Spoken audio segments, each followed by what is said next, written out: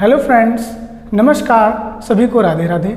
Friends, स्वागत है आप सभी लोगों का आपके अपने परिवार चैनल यूट्यूब वाले में परिवर्तन द एडू हब। फ्रेंड्स, जैसे कि लास्ट क्लास में मैंने आपको जीन पियाजे की कॉग्निटिव थ्योरी पढ़ाई थी, जिसमें मैंने आपको जीन पियाजे कहाँ के वैज्ञानिक हैं, यानी आपके जो स्विट्जरलैंड के हैं, इसके बारे में बताया था। फिर जीन पियाजे के सिद्धांत के जो दो पक्ष थे उनके बारे में मैंने आपको बताया था, संगठन और अनुकूलन के बारे में। फिर मैंने आपको बताया था जीन पियाजे के सिद्धांत के चरण, जो 4 चरण थे आपके, उनके जो प्रमुख बिंदु थे वो मैंने आपको आपकी पुरानी वाली वीडियो में जो आपके डिस्क्रिप्शन बॉक्स में पड़ी है, आप देख सकते हैं। अगर आपने देखा हो उसमें मैंने आपको बता दिए थे। फिर मैंने आपसे जैसे कि वादा किया था कि आने वाली क्लास को देखो, मैंने बताया था कि थ्योरी ज़्यादा किसी को याद नहीं रहती है, लेकिन मैंने क्या कहा था कि थ्योरी से हम लोग कुछ ऐसे पॉइंट्स निकाल सकते हैं जिससे अपने सीटेट के क्वेश्चन को हम डायरेक्टली हिट कर सकते हैं। यानी आपका जो सीटेट का क्वेश्चन है ये इन्हीं पॉइंट्स के बीच में घूमता रहता है। बस क्या करेंगे, कभी राजू की जगह शिखा आ जाएगी, शिखा की जगह श्यामू आ जाएगा, श्यामू की जगह रानी आ जाएगी। यानी वो नाम चेंज करेंगे, स्थान चेंज करेंगे, लेकिन कॉन्सेप्ट चेंज नहीं करेंगे। तो हम लोग सीधे आज हिट करेंगे उन कॉन्सेप्ट को जो क्वेश्चन को सॉल्व करने में बहुत ज़्यादा मदद करते हैं। इस सिद्धांत के जितने भी की पॉइंट हैं उन्हें पढ़ने के बाद हम लोग एक क्वेश्चन आंसर टेस्ट की सीरीज लगाएंगे, जो अपने नेक्स्ट वीडियो में लगाएंगे। उसमें कोशिश करेंगे कि टॉप 20 या 25 क्वेश्चन जो बनते हैं जीन पियाजे से, उनको देखने की कोशिश करेंगे। फिर आपके सीटेट की तैयारी के लिए आपके अपने चैनल पे एक पूरी CTET based CDP question answer series लगाई जाएगी होगी। लगभग हम लोग कोशिश करेंगे कि उसमें 500 क्वेश्चन तक हम लोग कवर करें। जैसा आपके साथ मैंने पेट में कवर किया था, आपको पता ही होगा कि बहुत अच्छा रिस्पांस उन आपकी वीडियो से रहा, और लगभग आज सभी वीडियो को उठाएंगे तो 13+ क्वेश्चन सिर्फ आपके 10 वीडियो से ही आए थे। तो वो वीडियो सिर्फ 20-20 मिनट की थी, आप जाके देख भी सकते हैं, उनका भी आपका लिंक डिस्क्रिप्शन बॉक्स में पड़ा है। तो ऐसे ही एक पूरा क्वेश्चन आंसर की टेस्ट सीरीज लेके चलेंगे सीटेट के लिए भी, जिसमें ऐसे शायद क्वेश्चन होंगे जो आपके एग्जाम में उन्हीं पैटर्न पे हो सकता है कि आपके नाम भी रिपीट हो जाएं, और अगर नाम रिपीट नहीं होते तो कॉन्सेप्ट तो आपका आना ही आना है। तो शुरू करते हैं, देखते हैं। जो पियाजे की पहली स्टेज थी, मैंने जो लास्ट वीडियो में पढ़ाया था उसका कुछ भी नहीं उठाया है, सब कुछ नया है। देखिए आप पहले जो लिखा है संवेदी पेशी अवस्था, ये पियाजे की पहली अवस्था होती है। इसको हम लोग हिंदी में इंग्लिश में कहते हैं सेंसरी मोटर। ठीक है, सेंसरी मोटर स्टेज क्या होता है, यह अवस्था मैंने वीडियो में बता रखी है, आपके जन्म से 2 वर्ष तक चलती है। इस अवस्था में अगर बात आप करोगे तो क्वेश्चन कैसे बनता है कि निम्न में से कौन सी अवस्था है जिसमें बालक आपका इंद्रियों से सोचता है। तो वो बालक की जो स्टेज है वो है इंद्रियां। इसमें क्या होती हैं, बालक की शिक्षक होती हैं। यानी जितना भी बालक को ज्ञान प्राप्त होता है या बालक जितनी भी क्रियाएं करता है वो सब किनके द्वारा करता है, इंद्रियों के द्वारा। इसीलिए इस स्टेज को आपको संवेदी पेशी अवस्था भी कहते हैं। ठीक, फिर अगला इसमें देखिए की पॉइंट लिखा है प्रतिवर्ती क्रियाएं, यानी जैसी क्रिया आप करोगे बालक वैसी ही क्रियाएं करता है। यानी कुल मिला के कहें तो यहाँ बालक क्या करने की कोशिश करता है, आपकी नकल। ठीक, यानी इस वाले पॉइंट्स की अगर बात करोगे तो बालक नकल करना जो सीखता है, यानी नकल किस चीज़ की, वो कॉपी वाली चीटिंग वाली नकल नहीं। यहाँ पे जो चीटिंग है आपके व्यवहार की, यानी जो आपका व्यवहार से वो क्या कर रहा है, जैसे आप कर रहे हो, जैसे आपने उसके सामने ऐसे किया तो वो भी आपके सामने ऐसे करेगा। ठीक, आप उसके सामने मुस्काए तो वो भी आपके सामने मुस्कुराएगा। जैसे इस अवस्था में जो बालक होगा ज़्यादातर गोदी में ही रहता है, जैसे हम लोग गोदी में पकड़े हैं, आपने उसकी तरफ देखा और हल्का सा मुस्काए, तुरंत भी आपकी तरफ हल्का से देख के मुस्काता है। ठीक, वो जो मशीन ऐसे जो दांत 2 होते हैं वो आपको दिख जाएंगे उसके। तो इस वाली अवस्था में बालक क्या करता है, प्रतिवर्ती क्रियाएं करता है। ठीक, फिर आता है वस्तु स्थायित्व, यानी इस वाले मतलब जो स्टेज होती है इसमें बालक को वस्तु स्थायित्व की मतलब वो प्राप्ति होती है। यानी आपने अगर कोई चीज़ उसको दे दी है तो वो उस चीज़ को बहुत तेज़ी से पकड़ लेगा, उसे लगेगा ये मेरा ही है, यानी वस्तु की जो स्थायित्व है उसको समझ लेता है। ठीक, फिर आता है आपकी दूसरी स्टेज जो है आपकी पूर्व संक्रियात्मक अवस्था। ठीक है, pre operational stage. Pre operational stage जो आपकी चलती है जन्म यानी 2 वर्ष से लेके 7 वर्ष तक, लगभग हम लोग कह सकते हैं शैशवावस्था के समकक्ष ये आपकी चलती है। इस अवस्था में क्या होता है, बालक में भाषा विकास होता है। ध्यान रखिए ना, जीन पियाजे कहते हैं कि जब विचार आते हैं, क्या आते हैं,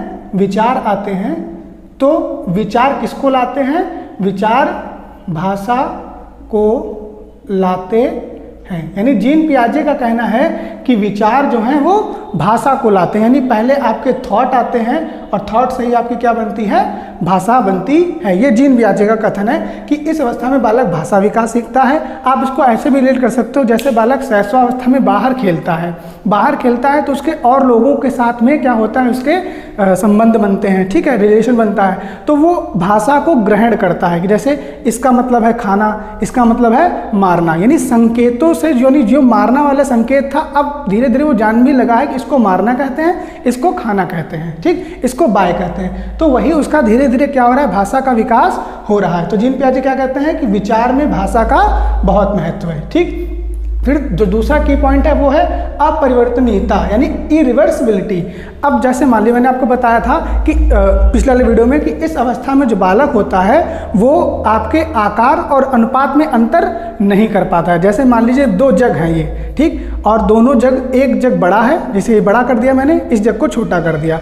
अब इस जग में पूरा ग्लास पानी था, ठीक, और मैंने इस पानी को लेके इस बड़े वाले ग्लास में डाल दिया। अब मैंने पूछा बच्चे से कि बताओ इनमें से किस ग्लास में पानी ज़्यादा है, यानी किस जार में पानी ज़्यादा है, तो उसे जो बड़ा जार दिखेगा उसी में बताएगा कि बड़े वाले जार में पानी ज़्यादा है। तो इसका कॉन्सेप्ट क्या बनता है, उसे अपरिवर्तन यानी रिवर्सिबिलिटी नहीं आती है। उसे ये नहीं पता है कि पानी का ग्लास जितना पानी भरा था इस ग्लास में उतना ही रहेगा, चाहे आप इस बड़े वाले जार में डाल दीजिए, चाहे इससे बड़े जार में डाल दीजिए, चाहे आप किसी बाल्टी में डाल दीजिए। यानी ये जो गुण होता है वो क्या होता है, इरिवर्सिबिलिटी, यानी उसे आकार और अनुपात में अंतर करना नहीं आता है। तो क्वेश्चन बनता है कि एक मान लीजिए नीलम, ऐसे क्वेश्चन बनेगा, नीलम के सामने 2 जार रखे गए जिसमें एक जार की क्षमता 5 लीटर है जबकि दूसरे वाले जार की क्षमता 2 लीटर है। 2 लीटर वाले जार में पूरा 2 लीटर पानी भरा हुआ है। जब उस बड़े वाले जार को छोटे वाले जार से 2 लीटर का पानी 5 लीटर वाले जार में डाल दिया जाता है तो नीलम कहती है कि अब बड़े वाले जार में पानी ज़्यादा हो गया है। तो पियाजे के अनुसार निम्न में से वह किस समस्या से जूझ रही है, तो वो उसकी समस्या क्या है, अपरिवर्तनीयता, यानी वो अपने थॉट को रिवर्स नहीं कर पा रही, यानी वो इरिवर्सिबिलिटी से जूझ रही है। क्वेश्चन सीधे सीधे ऐसे ही बनता है। फिर अगला क्वेश्चन जो की पॉइंट बनता है वो है अहम केंद्रता। ये बहुत ज़्यादा इंपॉर्टेंट है, ठीक। सीटेट की 2021 वाली जो आपकी सीरीज हुई थी, हर सीरीज में एक क्वेश्चन ईगोसेंट्रिक से जरूर पूछ रहा था, क्योंकि ईगोसेंट्रिक और ईगो फोकस्ड में थोड़ा सा ही अंतर है, यानी अहम केंद्रित और अहमवाद में थोड़ा सा ही अंतर है, क्योंकि अहमवाद आपका आता है वाइगोस्की की थ्योरी में और ईगोसेंट्रिक जो आता है आता था पियाजे की थ्योरी में। इसीलिए क्या होता है कि कभी पियाजे की थ्योरी में वाइगोस्की आंसर लगा देते हैं लोग और वाइगोस्की की थ्योरी में पियाजे का आंसर लगाते हैं, बस नहीं कहते, बीच में एक छोटा सा पर्दा है ईगोसेंट्रिक और ईगो फोकस्ड के बीच में। अहम केंद्रता क्या है कि बच्चे को ये लगता है, पियाजे की थ्योरी के अकॉर्डिंग बच्चे को ये लगता है कि पूरा संसार जो है वो उस पे डिपेंडेंट है, यानी हम कहेंगे हंसो तो सब हंसेंगे, हम कहेंगे सब लोग रोएं तो सब लोग रोएंगे, हम कहेंगे किसी को मारो तो मारेंगे। यानी कुल मिला के जो बच्चा होता है वो ईगोसेंट्रिक होता है, खुद ऐसा कहें कि अहम ब्रह्मा, जैसे अपने वो कहते हैं एक्टर जो है, देखा होगा आप लोगों ने सीरीज में, अहम ब्रह्मा। तो बच्चों को यहाँ पे यही लगता है कि अहम ब्रह्मा, आत्म केंद्रित, मैं ही सर्वे सर्वा हूँ, ठीक। इसके बाद आता है आपका की पॉइंट जीववाद। ध्यान रखिएगा क्वेश्चन कैसे बनता है कि निम्न में से पियाजे के अनुसार वह कौन सी स्टेज है जिसमें बच्चे को लगता है कि संसार उसी के आसपास है, तो वह है उसकी अहम केंद्रवाद, ठीक। क्लियर रहेगा ना। अगला क्वेश्चन बनता है जीववाद से, जिसको हम लोग इंग्लिश में कहते हैं एनिमिज्म। अब ये क्या है, अगर याद होगा मैंने आपको पढ़ाया था कि इस अवस्था में बालक जब बाहर जाते हैं तो प्रतीकात्मक खेल खेलते हैं और उसके साथ में अपने गुड्डा गुड़ियों के साथ भी खेलते हैं। देखो बच्चे के पास जैसे एक मान ली मोटर बाइक है खेलने वाली, तो उस पर बैठ के पुलिस खेलेगा। अगर बच्ची के पास है तो वो उस गुड़िया को नहलाएगी, कपड़े उसको नए पहलाएगी, खाना अपने साथ में खिलाएगी, तो उसे क्या लगता है कि जो गुड़िया है वो जीवित है। यानी इस कॉन्सेप्ट को हम लोग क्या कहते हैं, पियाजे की थ्योरी में जीववाद कहते हैं, एनिमिज्म कहते हैं। तो क्वेश्चन कैसे बनता है, क्वेश्चन ऐसे पुटअप किया जाएगा कि रानी के पास एक गुड़िया है, वह उस गुड़िया को नहलाती है, धुलाती है। एक दिन उसकी गुड़िया अचानक जमीन में गिर जाती है और वह रोने लगती है। उसकी माता उससे पूछती है कि बेटा क्यों रो रही हो, तो रानी कहती है मेरी गुड़िया जमीन में गिर गई है, उसको चोट लग गई होगी इसलिए मैं रो रही हूँ। तो रानी अब गुड़िया के लेके देखिए कितने भावनात्मक जुड़ाव हैं। उसे पता है कि गिरने से कोई रोता है, तो इसी गिरने से रोने को क्या कहा जाएगा, जीववाद कहा जाएगा। यानी रानी को पता है गिरने से चोट लगती है तो गुड़िया के भी चोट लगी होगी, क्योंकि वो गुड़िया में स्वयं को यानी अपने जीवन को देख रही है। इसी को क्या कहा गया है, एनिमिज्म कहा गया है। क्लियर है? ठीक, ये की पॉइंट हो गए आपके इन दोनों स्टेज के। फिर देखते हैं हम लोग तीसरी स्टेज। तीसरी स्टेज क्या है, मूर्त संक्रियात्मक अवस्था। ठीक है ना, इसको हिंदी में हम लोग ठोस भी कहते हैं। इसका जो काल होता है ये आपका 7 से 11 वर्ष तक होता है। लगभग मैंने आपको बताया था बाल्यावस्था तक, मैं इसलिए नहीं लिख रहा हूँ क्योंकि पिछले वीडियो मैंने आपको बता रखा है।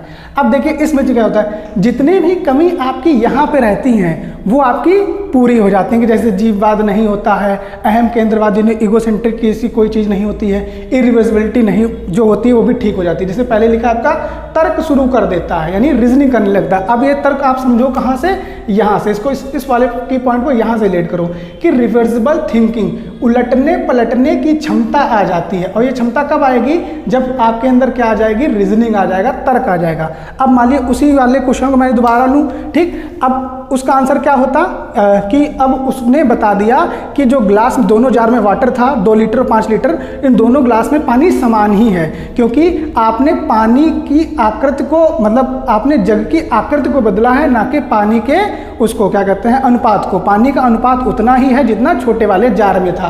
तो ये आएगी कब, ये तब आएगी जब आपके अंदर रीजनिंग यानी तर्क करना आ जाएगा कि दोनों मतलब जो क्षमता थी 2 लीटर वाली वो अभी भी है, आकार चाहे आप 5 लीटर करिए चाहे 10 लीटर करिए। तो इसी क्वेश्चन बनते हैं उलटने पलटने की क्षमता यानी रिवर्सिबल थिंकिंग कब आ जाती है, तो वो आती है आपकी मूर्त संक्रियात्मक अवस्था में। क्लियर रहेगा? ठीक। आगे आ जाता है वर्गीकरण, यानी वो चीज़ों को क्लासिफिकेशन करने लगता है। मैंने आपको लास्ट में एग्जांपल बताया था जानवर वाला कि, और एक बताया था आपको पेन-टैब वाला। अब वो पेन-टैब को और मार्कर को दोनों को अलग अलग रखता है, यानी चीज़ों के बीच क्या करने लगता है, क्लासिफिकेशन करने लगता है कि उसको पता है कि जो पेन-टैब होता है वो कंप्यूटर पे काम करेगा आपका, ठीक है, और जबकि आपका जो वो होता है मार्कर ये बोर्ड पे काम करेगा। यानी जो मैं लिख रहा हूँ बोर्ड पे और जो आप देखते हैं स्लाइड वगैरह पे काम करने के लिए वो पेन-टैब होता है। तो उस चीज़ का उसने क्या कर लिया, क्लासिफिकेशन कर लिया, उसको वर्गीकृत कर लिया दोनों चीज़ों को।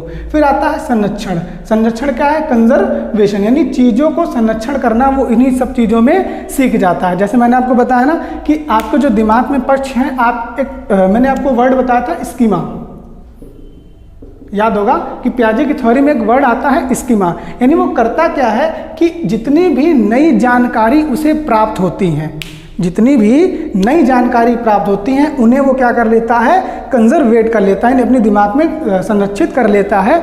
तो इसका स्कीमा क्या था कि बौद्धिक सूचनाओं को प्राप्त करना ही क्या है, स्कीमा है। यानी जितनी ने संरक्षण करना, जैसे आपका चीतों का संरक्षण, शेर का संरक्षण, मतलब उन चीज़ों को बचाना, यानी जितनी भी जानकारी होती है उन सभी जानकारी को इकट्ठा करके अपने लिए वो उपयोग करता है। तो ये चीज़ कहाँ देखने मिलती है आपको, मूल संक्रियात्मक अवस्था में। ठीक है, आगे आते हैं, हमारा जो लास्ट स्टेज पियाजे की आती है वो आती है अमूर्त संक्रियात्मक अवस्था। इस अवस्था की जो एज है वो 11 से 15 और 11 से 15 का मतलब आगे तक लगभग रहती है। अब इस अवस्था में क्या होता है, काल्पनिक निगमनात्मक सोच, यानी इंग्लिश में बोले तो हाइपोथेटिकल डिडक्टिव थिंकिंग, यानी इस अवस्था में बालक अब अमूर्त थिंकिंग करने लगता है। जैसे आप कोई कहानी बता रहे हो तो उस कहानी की वो इमेज अपने आप ही क्रिएट कर लेगा। इस इमेज क्रिएशन को ही क्या कहते हैं, काल्पनिक निगमनात्मक सोच, यानी हाइपोथेटिकल डिडक्टिव थिंकिंग। क्लियर है ना? यानी आप जैसे मैंने एवेंजर की कहानी बताई कि ऐसे करके उसने मतलब लास्ट में आयरन मैन ने अपनी चुटकी बजाई थी, तो उसे पता होगा चुटकी ऐसे ही बजाई जाती है, ये वाली चुटकी ये चुटकी नहीं है, तो उसे पता है ये चुटकी ऐसे एवेंजर ने बनाई हो, मतलब आपके आयरन मैन ने बजाई होगी। तो इसी को हम लोग क्या कहते हैं, हाइपोथेटिकल डिडक्टिव थिंकिंग, यानी कल्पनात्मक निगमनात्मक चिंतन। जैसे नहीं कि तो हम लोग एक गेम खेलते हैं, तोता उड़, मैना उड़, बाज उड़, चील उड़। अगर आप छोटे बच्चों के साथ खेलोगे तो हाथी उड़, गाय उड़, सबको उड़ा देते हैं, क्योंकि उन्हें नहीं पता है कि कुछ चीज़ें उड़ती हैं, कुछ चीज़ें नहीं उड़ती हैं। ठीक, लेकिन अगर आप इस दोनों स्टेज में हैं, मूर्त में और अमूर्त में, तो आप यहाँ बता सकते हो कि हाथी क्यों नहीं उड़ता है, और यहाँ ये अपने आप दिमाग लगा सकते हो कि हाथी कैसा होता है, हाथी की इमेज आप बना सकते हो अपने आप माइंड में। तो इस वाली स्टेज को क्या कहते हैं, अमूर्त संक्रियात्मक अवस्था। जी इसमें लिखा ही है अमूर्त, यानी कोई भी चीज मूर्त नहीं होगी, ठोस नहीं होगी, आपके सामने प्रत्यक्ष नहीं होगी, अप्रत्यक्ष होगी। ठीक, फिर इसी में दो प्रकार के चिंतन होते हैं आपके, एक होता है अपसारी चिंतन, एक होता है अभिसारी चिंतन। देखिए अपसारी चिंतन को बेस्ट चिंतन माना जाता है। कभी क्वेश्चन बने कि निम्न में से वह कौन सा चिंतन है जो सबसे सुपर होता है, तो होता है आपका अपसारी चिंतन, जिसे हम लोग क्या कहते हैं, डाइवर्जेंट कहते हैं। जैसे मैंने आपसे पूछा कि लखनऊ के बारे में कोई विशेषताएं बताइए, अगर मान लिया आप 3-4 लोग हैं तो आप कहोगे कि लखनऊ का इमामबाड़ा फेमस है, ठीक है, लखनऊ का आपका जो वो क्या कहते हैं उसको गाड़ा भंडार जो है वो फेमस है, यानी चिकनकारी के लिए। कोई बताएगा कि लखनऊ के समोसे फेमस हैं, कोई कहेगा लखनऊ की अमीनाबाद की मार्केट बहुत फेमस है। तो लखनऊ की विशेषताएं में देखिए सब लोग लखनऊ के बारे में ही बता रहे हैं, लेकिन अलग अलग आंसर बता रहे हैं। कोई ये नहीं कहेगा कि नहीं, सब ये नहीं कहेंगे लखनऊ का इमामबाड़ा फेमस है, लखनऊ का इमामबाड़ा फेमस है, सब अपनी अपनी क्या बताएंगे, आंसर बताएंगे। तो इस वाले जो चिंतन होता है, थिंकिंग होती है, उसी थिंकिंग को हम लोग क्या कहते हैं, अभिसारी चिंतन कहते हैं। यानी सब लोग अगर लखनऊ पे हैं, जैसे ये लखनऊ है, तो ऐसे ये वाला जो चिंतन है, लखनऊ से देखो कितनी सारी विशेषताएं निकल के आई, तो इस चिंतन को हम लोग क्या कहते हैं, अपसारी चिंतन कहते हैं। ठीक, अब मान लीजिए, अब देखिए अभिसारी चिंतन क्या होती है। अभिसारी चिंतन होता है आपका कन्वर्जेंट, यानी ये सभी चीजों कन्वर्जेंट कह देता है, यानी छोटी चीजों में। जैसे मैंने पूछा कि उत्तर प्रदेश की राजधानी क्या है, तो अब जितने भी लोग होंगे सबका एक ही आंसर होगा, वो है लखनऊ। यानी ये वाला जो आपकी चिंतन है वो ऐसे चल के सीधे कहाँ आ जाता है, एक बिंदु पे आ जाता है, जबकि ये वाला जो चिंतन है वो एक बिंदु से अलग अलग जगह पे बढ़ता है। इसीलिए जो आपका अपसारी चिंतन है ये सुपर, मतलब सबसे बेस्ट चिंतन कौन सा होता है, तो अभिसारी चिंतन होता है। यानी कुल मिलाकर मेरे कहने का अर्थ ये था कि निम्न में से किस अवस्था में बालक अभिसारी व अभिसारी चिंतन को प्रकट करता है, वो है अमूर्त अवस्था। यानी जितनी भी चीजें उसने पिछली 3 स्टेजों से सीखी है, सबका भरपूर यूज कहाँ करेगा, आपका अमूर्त संक्रियात्मक अवस्था में। ठीक, फिर आता है रचनात्मक सोच। आप लोगों के इसमें एक टॉपिक भी है क्रिएटिव थिंकिंग, इसको हम लोग क्या कहते हैं, क्रिएटिव थिंकिंग। यानी अब वो सभी जो मैंने बताया ना, आप कोई भी उसको कहानी बताओ, वो उस कहानी के तुरंत एक कॉमिक्स के रूप में आपको बना के समझा देगा। यानी उसके अंदर अब क्या आ रहा है, रचनात्मकता यानी क्रिएटिविटी आ रहा है। जैसे हम लोग पढ़ते हैं नाउन की डेफिनेशन छोटे पे, noun is the name of any person, place और थिंग। ठीक, अब इसी चीज को अगर इस अवस्था में वो बच्चा है तो क्या कहेगा, in this world everything is noun. ठीक, यानी दुनिया में जितनी चीजें हैं सभी नाउन है। क्यों, क्योंकि उसके अंदर अब क्या आ चुकी है, क्रिएटिव थिंकिंग आ चुकी है। जब बड़े बड़े क्वेश्चनों को अपने आप अकॉर्डिंग उन्हें छोटे में बदल लेना, और उन्हीं छोटे क्वेश्चनों को अपने आप बड़े में बता देना। किसी छोटी बात पे क्या करते हैं, लॉजिक लगा के लोगों से, बड़े लोगों से तर्क करना। ठीक, बड़े लोगों के साथ बैठकर उनकी बातों को सुनना। तो ये सब किस चीज में आती है, रचनात्मकता या क्रिएटिविटी में आती है। तो ये कब आएगी, ये आपकी आएगी अमूर्त संक्रियात्मक अवस्था में। ठीक है, अब इन पॉइंट्स को देखना, जब आप क्वेश्चन सॉल्व करेंगे तो बिल्कुल हिट करेंगे ये पॉइंट सब। फिर आता है नेक्स्ट आपका कि अगर आप प्याजी किसी क्वेश्चन आता है कि जब कुछ भी आप अपने स्कीमा में, जब आप अपने स्कीमा में कुछ भी ऐड करेंगे या जोड़ेंगे तो उसको क्या कहा जाता है, तो उसको कहा जाता है एजामिलेशन। यानी आप कुछ भी जब अपने स्कीमा यानी बौद्धिक सूचनाओं में ऐड करेंगे तो उसको हम लोग कहते हैं एजामिलेशन। और उसी सूचनाओं को जब आप एडजस्ट करेंगे या मॉडिफाई करेंगे या मैनिपुलेट करेंगे तो उसी को हम लोग क्या कहते हैं, एकोमोडेशन कहते हैं। क्या कहते हैं, एकोमोडेशन। यानी एडजस्ट करना, मॉडिफाई करना या मैनिपुलेट करना या हटाना, इनमें से कोई भी चीज जब आएगी तो एकोमोडेशन होगा, और जब कुछ भी ऐड होगा तो एग्जामिलाइजेशन होगा। ठीक, ध्यान रखिएगा।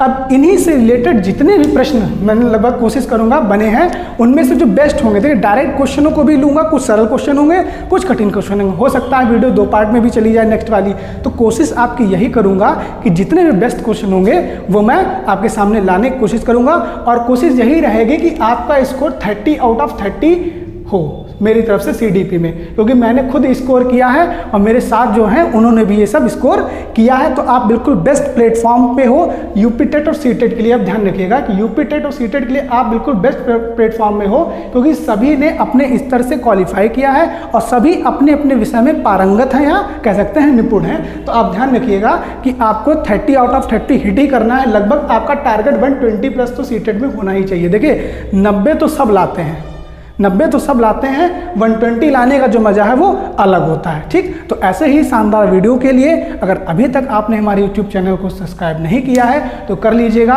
वीडियो को पूरा देखिएगा शुरुआत से लेकर आखिरी तक। अपना प्यार ऐसे ही बनाए रखिए और ज़्यादा से ज़्यादा शेयर करिए। Thank you.